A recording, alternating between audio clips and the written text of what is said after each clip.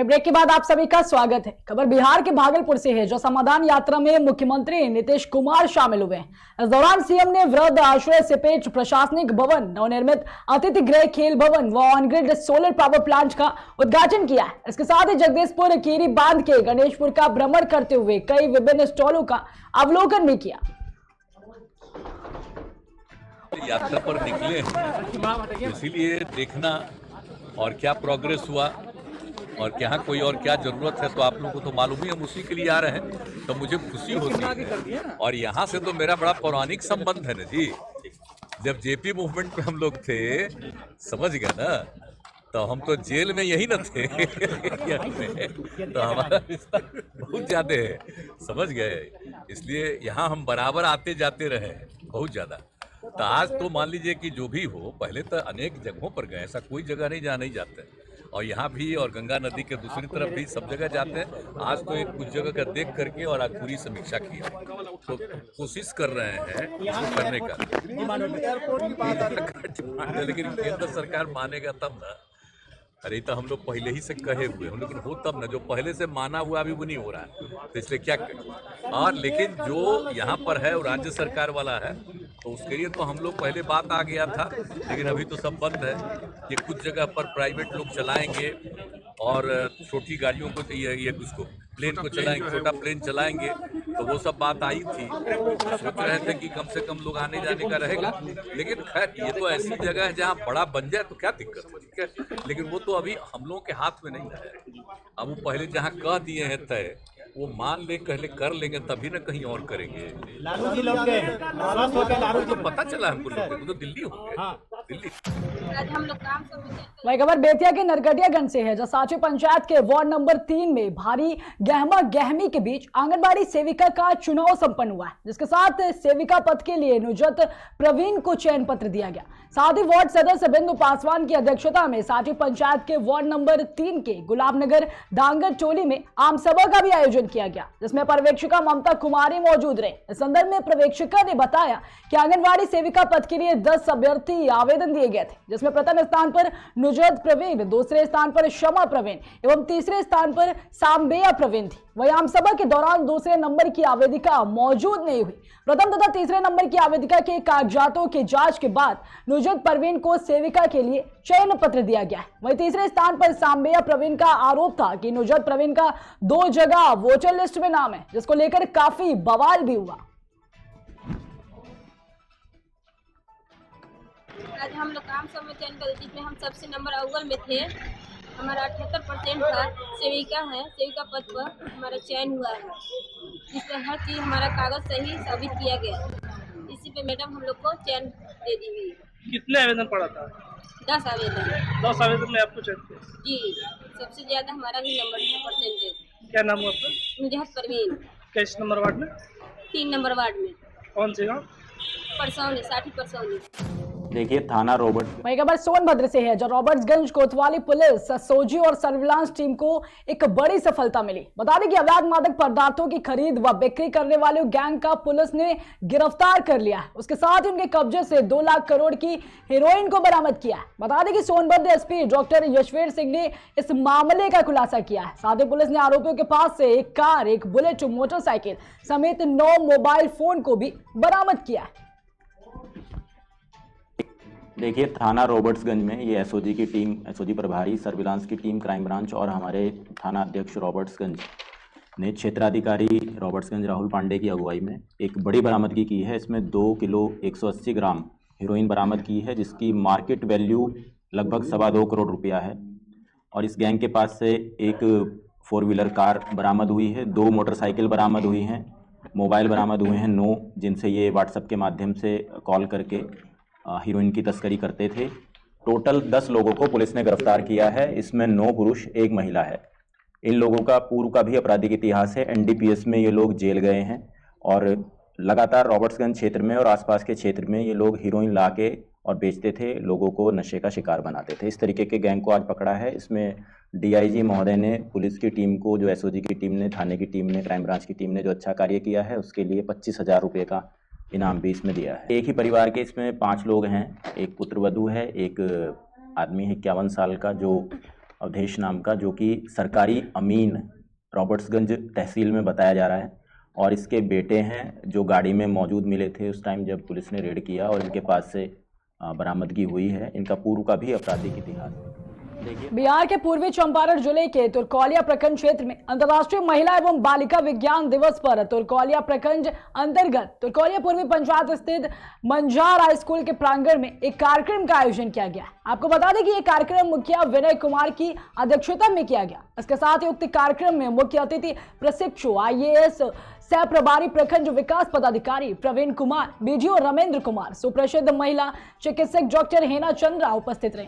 साथ ही स्कूली छात्राओं ने उपस्थित अतिथियों के स्वागत में गाना भी प्रस्तुत किया।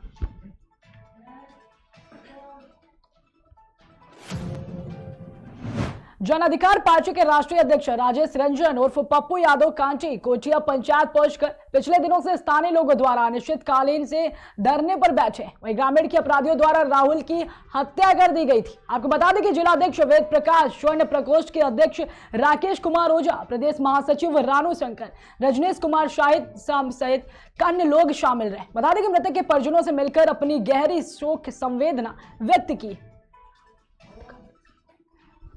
इस इलाके में जो भी MLA मंत्री रहे, उसमें इस इलाके में जो करार हुई थी NTPC के समय, सबसे पहले वो करार समाज के लोगों के साथ जो हुआ था कि उसके बच्चे के एजुकेशन, इस इलाके के गरीब बच्चों की पढ़ाई के साथ उसके स्वच्छ पानी, उसकी मेडिकल फैसिलिटीज, उसके जिंदगी को सेफ रखना। तो एक तो यहाँ जो भी HR आए करोड़ों करोड़ रुपया कमा के गए।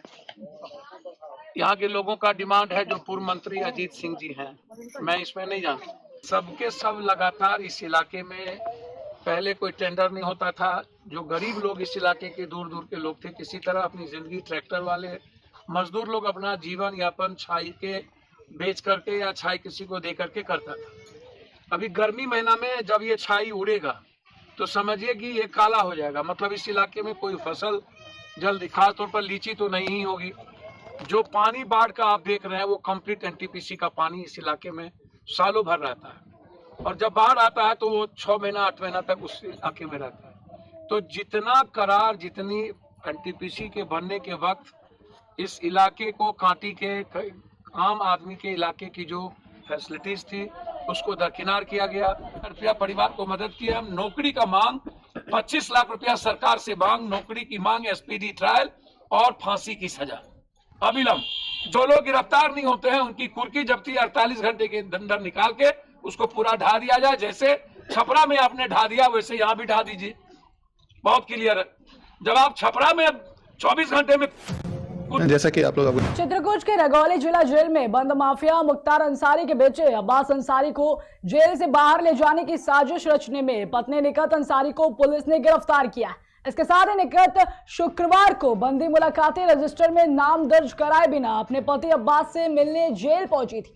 गौरतलब है कि मनी लॉन्ड्रिंग मामले में अब्बास अंसारी जिला जेल रगौली में लगभग 2 माह से निरुद्ध है। जिला जेल में जिलाधिकारी अभिषेक आनंद व पुलिस अधीक्षक वृंदा शुक्ला द्वारा छापेमारी की गई, जिसमें अब्बास से मिलने आई निकहत की तलाशी में मोबाइल समेत कुछ आपत्तिजनक वस्तुएं बरामद की गई। साथ ही तलाशी के दौरान उसने पुलिस टीम को देख लेने और परिणाम भुगतने की धमकी भी दी है, जिसके बाद महिला सिपाहियों द्वारा निकहत को जेल के बाहर से हिरासत में ले लिया गया था। इस मामले में रगौली चौकी प्रभारी श्यामदेव सिंह द्वारा करवी कोतवाली में अब्बास की पत्नी निकहत, जेल अधीक्षक अशोक सागर समेत कुछ जेल कर्मियों के विरुद्ध कई गंभीर धाराओं के तहत अभियोग पंजीकृत कराया गया है।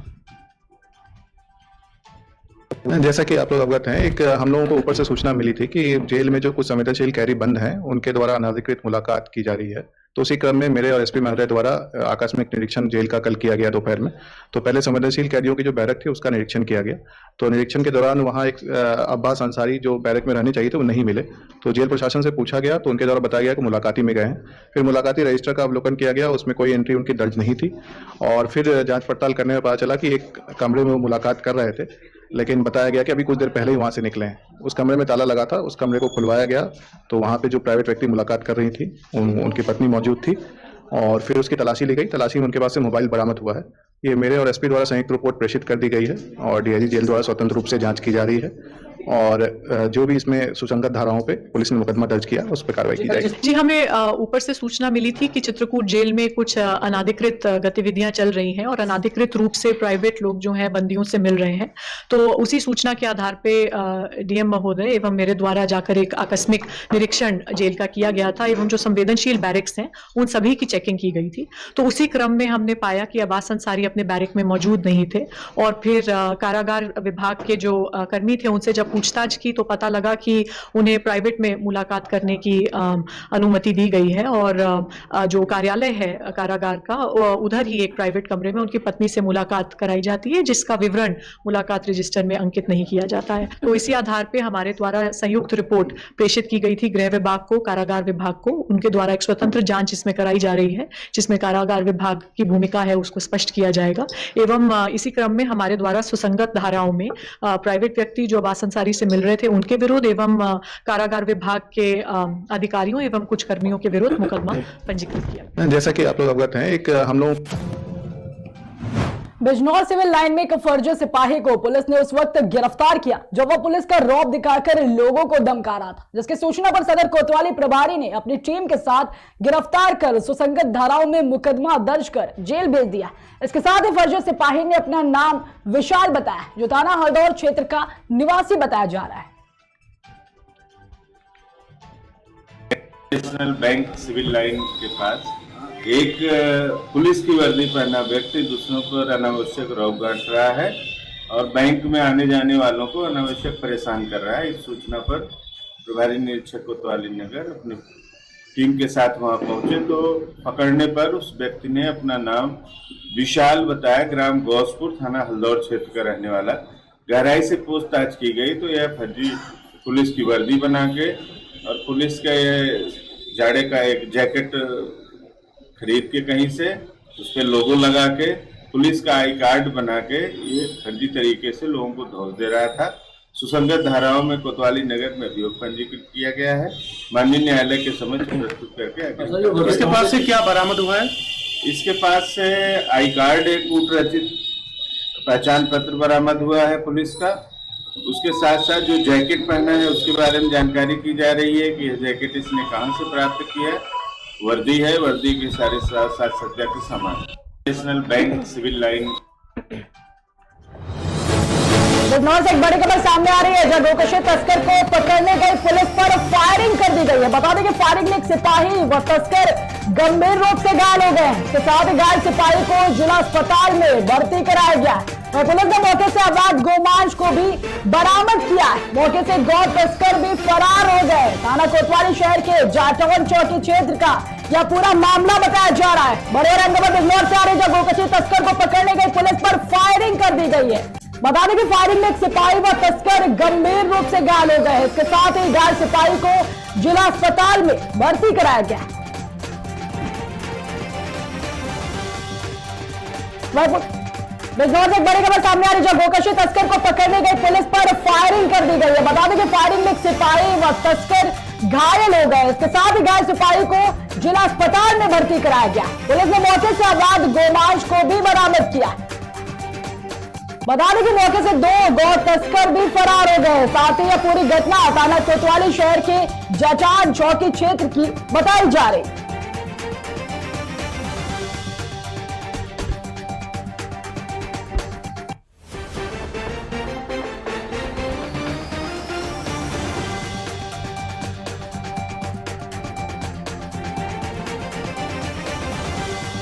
गोकशी तस्कर को पकड़ने गई पुलिस पर फायरिंग कर दी गई है। वही फायरिंग में एक सिपाही व तस्कर गंभीर रूप से घायल हो गए। आपको बता दें कि पुलिस ने मौके से अवैध गोमांस को भी बरामद किया। इसके साथ ही मौके से 2 गौ तस्कर फरार हो गए। वही पूरी घटना कोतवाली शहर के जाटान चौकी क्षेत्र की बताई जा रही।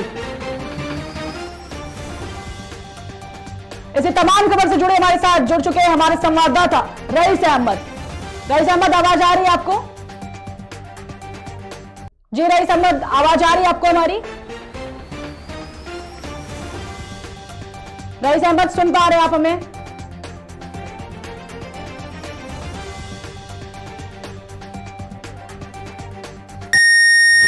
गोकशी आपने की गोकशी तस्कर को पकड़ने गई पुलिस पर फायरिंग की गई है। साथ ही फायरिंग में एक सिपाही व तस्कर गंभीर रूप से घायल हो गए। वह घायल सिपाही को जिला अस्पताल में भर्ती कराया गया है। पुलिस ने मौके से अवैध गोमांस को भी बरामद किया है। साथ ही गो तस्कर मौके से फरार हो गए।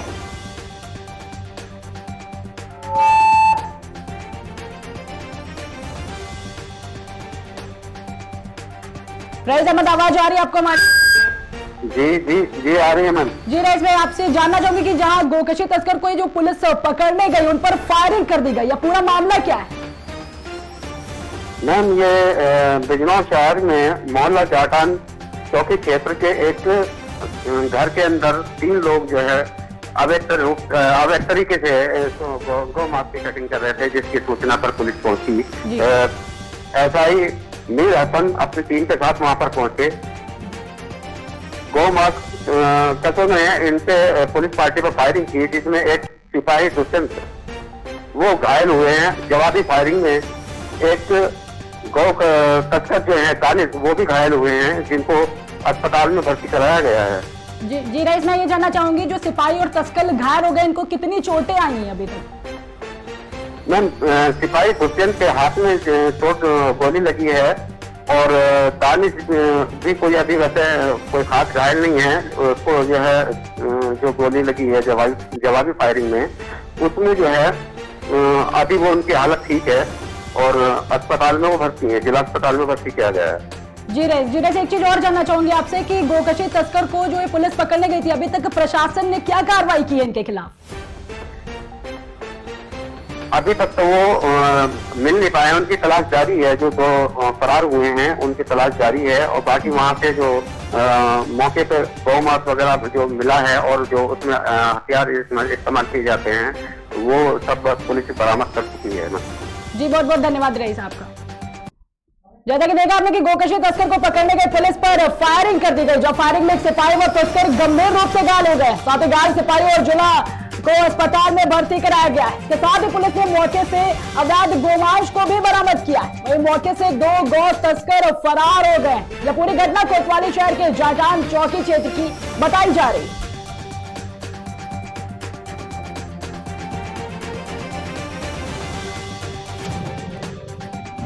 वहीं सोनभद्र से एक बड़ी खबर सामने आ रही है, जहां पर संदिग्ध परिस्थितियों में बंद पड़े पत्थर खदान में अज्ञात युवक का शव बरामद किया गया है। आपको बता दें कि शव बंद स्टोन क्रशर के पीछे बंद खदान में पानी में तैरते मिला है, जिसके बाद स्थानीय लोगों ने पुलिस को सूचना दी।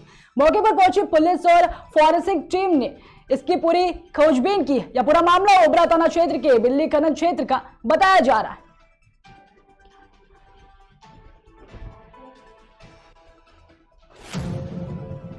नानबारा बैराज के शंकरपुर में आज उत्तर प्रदेश के पूर्व न्यायाधीश प्रमोद कुमार मिश्रा ने घमंडरी आश्रम पर परशुराम भगवान की प्रतिमा का अनावरण किया। साथ ही ब्राह्मण समाज के लोगों को एकजुट होकर ब्राह्मण समाज के प्रति बोलने वालों को करारा जवाब देने की बात कही। इसके साथ ही न्यायाधीश मिश्र ने साफ तौर से कहा है कि ब्राह्मण समाज ने कभी किसी से नई समाज का बंटवारा नहीं किया। साथ ही लोग अपनी राजनीति चमकाने के लिए ब्राह्मण को बदनाम करते हैं। आज हमारा बहराइच आना हुआ है, ब्राह्मण समाज के लोगों को जोड़ेंगे और हम कोई राजनीति करने नहीं आए। अखिल भारतीय ब्राह्मण एकता परिषद की बहराइच इकाई द्वारा आज भगवान परशुराम की मूर्ति का स्थापना था, उसी में मैं आया हूँ और यहाँ लोगों से मिल करके बहुत प्रसन्नता हुई, बहुत खुशी हुई। ऐसा लग रहा है कि अपने परिवार में आया हूँ और भगवान परशुराम की मूर्ति को माल्यार्पण करके स्थापित करके मैं अपने आप को बड़ा सौभाग्यशाली समझता हूँ। आप पूर्व जज रह चुके हैं। उत्तर प्रदेश में जिस तरीके से ब्राह्मणों को टारगेट किया जाता है, क्या लग रहा है कि कोई राजनीतिक है या ये कुछ राजनीतिक षड्यंत्र भी है और इसके लिए ब्राह्मणों को एकजुट होना पड़ेगा, उनकी एकता आवश्यक है। तो क्या आप ब्राह्मणों को एकजुट करने के लिए बहराइच आए हैं? हाँ, हमारे कार्यक्रम में ये भी हमारी योजना थी कि सभी ब्राह्मणों को एक छोटे 10/2/23 को ग्राम छुरिया। वही खबर जालौन से है, जहां एक शराबी शराब पीकर भगवान शिव की पिंडी उखाड़ फेंकने वालों की पुलिस ने अपना कानूनी पांच पढ़ाया। पुलिस ने कार्रवाई करते हुए आरोपी को जेल भेज दिया। आपको बता दें कि उसके ऐसा करने पर जब लोगों ने उसे पकड़ना चाहा तो उसने कट्टा दिखाकर लोगों को डरा दिया। वही आज पुलिस ने उसे सबक सिखाया और उसके साथ ही कट्टे सहित पकड़कर मुकदमा दर्ज कर कार्रवाई करते हुए उसे जेल भेज दिया है। दिनांक 10/2/23 को ग्राम छिरिया सलेमपुर में एक व्यक्ति ने मंदिर से शिवजी की पिंडी को उखाड़कर फेंक दिया था। मौके में काफी ग्रामीण इकट्ठे हो गए थे, उन्होंने विरोध किया तो धमकी देते हुए तमंचा लहराते हुए फरार हो गया था। आज उस व्यक्ति को मैं तमंचा के गिरफ्तार कर लिया गया है, विधिक कार्रवाई की जा रही है। आप पीकर भगवान शिव को मूर्ति को उखाड़ने वाले को आज पुलिस ने गिरफ्तार किया। जी हाँ, कल देर शाम जनपद जालौन के जालौन कोतवाली क्षेत्र के ग्राम छिरिया सलेमपुर में एक शराबी का कहर भगवान शिव पर टूटा था। उसने शंकर जी की मूर्ति यानी शिव की पिंडी को उखाड़कर फेंक दिया। उसके बाद ग्रामीणों की सूचना पर जो है स्थानीय पुलिस हरकत में आई थी और उस आरोपी को गिरफ्तार किया गया है। बताया ये भी गया था कि उस समय जब ग्रामीण उसको मारने को दौड़े थे या उसको पकड़ने को दौड़े थे तो वो कट्टा लहराते हुए भागा था। लिहाजा पुलिस ने उसकी निशानदेही पर आज उस कट्टे को भी बरामद कर लिया। गिरफ्तार किए गए युवक के खिलाफ सुसंगत धाराओं में मुकदमा पंजीकृत कर उसको जेल भेजा जा रहा है। कार्रवाई शुरू कर दी गई है। अब आप ये देखिए, 24 घंटे भी नहीं गुजरे, शराबी ने का कहर जब भगवान पे टूटा था तो आज भगवान ने उसकी सजा उसको दी। हालांकि काम कानून ने किया, लेकिन कहीं ना कहीं भगवान के साथ अगर आप इस तरह से पेश आएंगे तो आपको भी कहीं ना कहीं दंड मिलना तय है। दिनांक 10/2/23 को ग्राम महाराजगंज पनियारा नगर पंचायत में गांधी पार्क के पीछे तालाब में पार्क की शोभा बढ़ाने के लिए फव्वारा लगाया गया था, जैसे पार्क का नजारा देखने को बनता था। वहीं पनियारा के दूर दराज के लोग रात के समय पार्क को देखने व गुब्बारे के पास खड़े होकर सेल्फी लेते थे, लेकिन फव्वारा लगाने के बाद कुछ दिन फव्वारा ही बंद हो गया। फिर उसी फव्वारे को शिव मंदिर के पास बने पार्क के पीछे तालाब में लगाया जा रहा है। एक फव्वारों को कितने तालाबों पर लगाया जाएगा? ऐसा ना हो कि यहां भी ये फव्वारा सिर्फ कुछ दिनों के लिए ही लगाया जाए, फिर दूसरे तालाब के लिए इसको बेच दिया जाए।